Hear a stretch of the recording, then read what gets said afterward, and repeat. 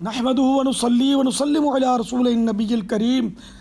مدنی channel اور social media کے ناظرین، سفر مظفر کا آخری بدھ جو ہے نا، اس کے بارے میں عجیب لوگوں میں تصورات ہیں۔ بعض کہتے ہیں کہ اس روز پیارے آقا صلی اللہ تعالی علیہ وآلہ وسلم نے غسل صحت فرمایا، سیر و تفریح کی اور چوری کھائی، لہٰذا اس بدھ کو سیر بدھ کہتے ہیں۔ ثواب سمجھ کر اس دن روزہ رکھ کر شام کو چوری یا حلوہ پکا کر کھلایا جاتا ہے اور اس کو چوری روزہ کا نام دیا جاتا ہے۔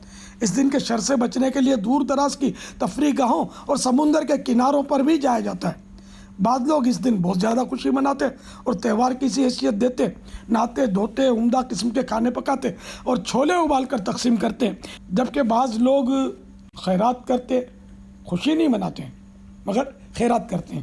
بعض مقامات پر لوگ اس دن کاروبار بند رکھتے، کاریگر اور مزدور وغیرہ کام پر نہیں جاتے اور سیٹھ سے مٹھائی کا مطالبہ کرتے ہیں۔ بعض لوگ سفر کی نحوست سے بچنے کے لیے اس دن چاندی کے چھلے پہنتے ہیں اور بعض تو گھریلو مٹی کے برتن توڑ دیتے ہیں۔ تو یہ عجیب تصورات ہیں۔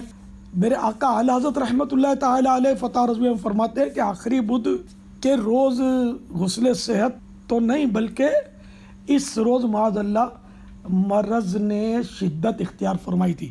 پیارے آقا صلی اللہ تعالیٰ علیہ وآلہ وسلم کی بیماری جو تھی اور اس دن زور پکڑ گئی تھی۔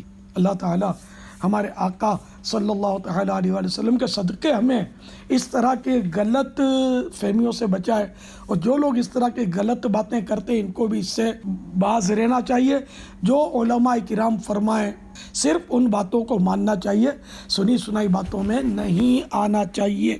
صلو علی الحبیب صلی اللہ تعالی علی محمد۔